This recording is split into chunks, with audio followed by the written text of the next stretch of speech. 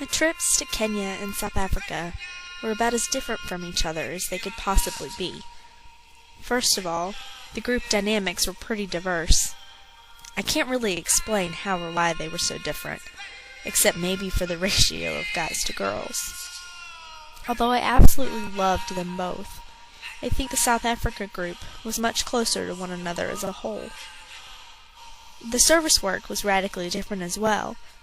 Honestly, I liked the work we did in Kenya better because we were able to see the end result.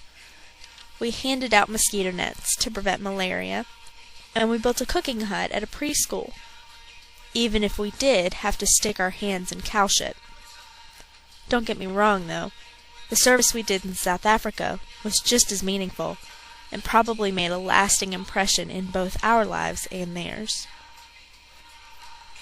Our living accommodations were unique, too.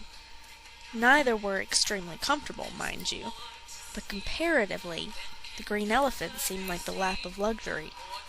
In Kenya, we slept on inch-thick mattresses in tents that leaked every day in the rain, used the bathroom in outhouses with bugs surrounding you, and had no hot knob in the shower.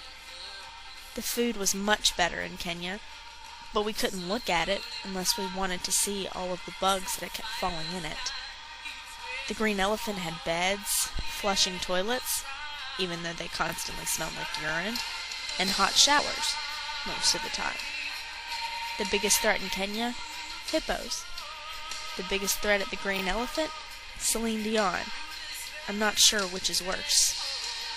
The biggest difference between the trips was the kind of poverty and living situations we saw.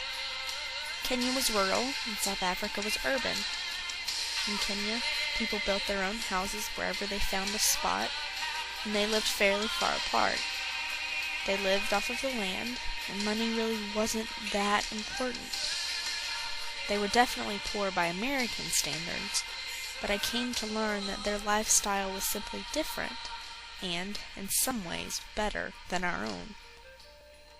I came to very different conclusions in South Africa. The people there were crammed together, and living off of the land is impossible. Money is easily the most important thing for their survival. They saw the injustices in their living situation just by looking across the street. The South African people are in a much more desperate situation, and I am heartbroken every time I think about them. But despite all of these differences, there are pictures from both trips that look surprisingly similar. These pictures depict happiness and friendship, welcoming arms and love. And despite all of the poverty and violence, sadness and unanswered questions, these good pictures and emotions remain strong and are the keys to lasting change.